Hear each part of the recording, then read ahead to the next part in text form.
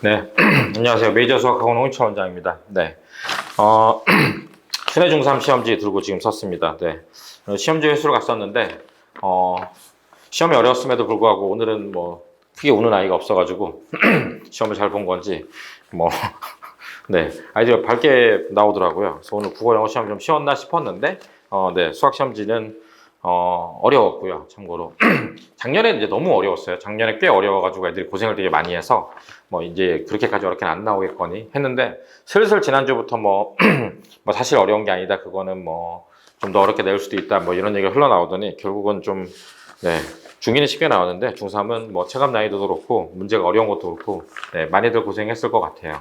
그러니까 이게 그냥 느낌이 이런 거예요. 그러니까 이게 뭐 그 영재학과를 가거나 뭐 외대복을 가거나 이제 그래서 수학을 좀 고등수학까지 좀 훈련이 잘 돼 있고 굉장히 수학은 뭐 진짜 편하다 이런 아이들이 아닌 한은 사실은 한 서너 문제는 굉장히 고생을 해서 틀렸을 확률이 높은 시험인 것 같아요. 특히 이제 마지막 부분에 있는 문제들이 좀 문제 크기도 크고 난이도도 좀 높은 것들이 있어서 그러니까 지난주에 내정도 되게 어려웠다고 증상을 말씀드렸는데 아마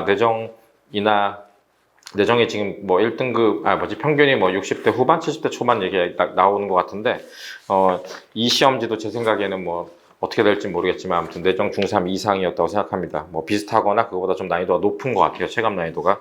네, 그렇지만 이제 순애들이 그 약간 어렵게 나온 거에 내성이 조금 높아서 아마 체감상 난이도는 조금 더 낮았을 수도 있다고 생각을 합니다.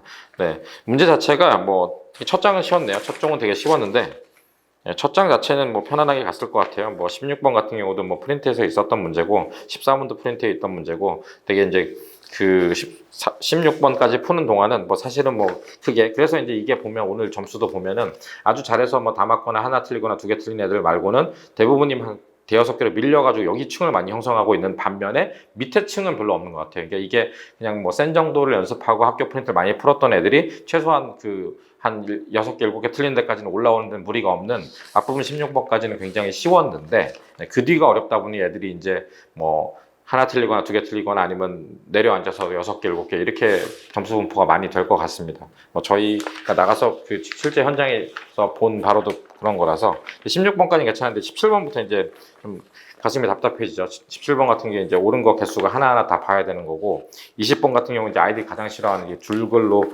굉장히 문제가 많은 것들의 문제인 거죠. 네, 이건 한 개 틀린 학생이긴 하네요. 네.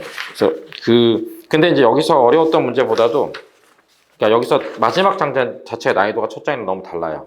문제도 그리고 굉장히 어렵고 22번 같은 경우는 이제 이 학생도 틀린 것 같은데 22번도 굉장히 유명한 문제죠. 그러니까 루트 안에 있는 게 이제 뭐 2가 있으면 2 곱하기 제곱수의 개수를 이제 세는 건데 그 중에서 두 자리 자연수 개수 세고 뭐 옆 같은 경우는 3 곱하기 제곱수를 세는 건데 거기가 이제 n 플러스 1이랑 n 플러스 4가 되다 보니까 이제 그냥 일반적으로 뭐 저희가 뭐 최상이나 뭐 블랙라벨에 있던 문제들 뭐 2랑 3이랑 5랑 같은 경우는 저희가 이게 모두 무리수가 되는 걸 이제 유리수 되는 개수로 해서 빼는 건데 보통은 안 겹치죠. 그래서 겹치는 문제가 나오는 시험 문제 기출이랑 저희 워크북에 있긴 했었는데 아이들이 이제 이거를 급박하게 세다 보면 이제 가서 중간에 겹치는 걸 못 골라내는데 요 두 개 되는 것 중에서 겹치는 게 하나 있는 바람에 애들이 이제 답을 82라고 썼는데 이제 사실은 81이라는 거. 이제 그거 때문에 애들이 좀 틀린 것 같아요. 이 학생도 그걸 틀린 것 같은데 나머지는 문제가 23과 24 같은 경우는 뭐 크게 그려놓긴 했지만 사실은 시간이 부족하거나 이제 겁을 먹지 않고 이제 그 안에서 하나하나 계산해 보면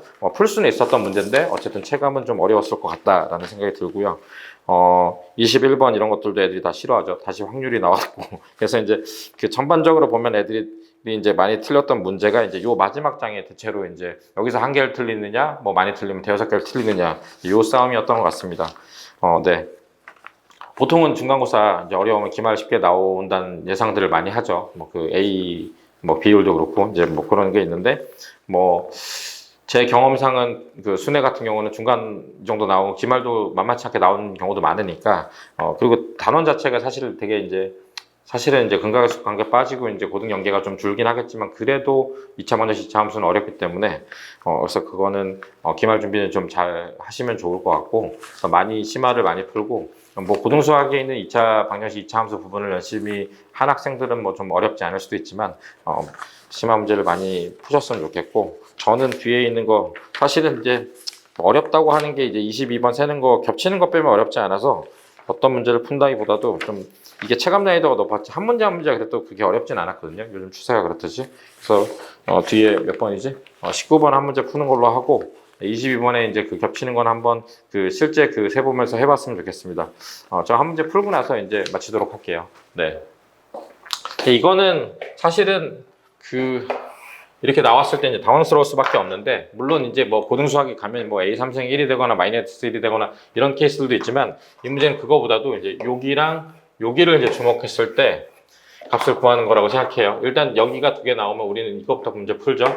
A 플러스 B의 제곱 마이너스 2AB가 A제곱 더하기 B제곱이니까, 여기서 이제 끌어낼 수 있는 거는 얘가 3이라 그랬으니까 AB 값을 이제 끌어내는 거예요. 그죠? 이게 11이니까 AB는 이제 마이너스 1이죠. 그죠?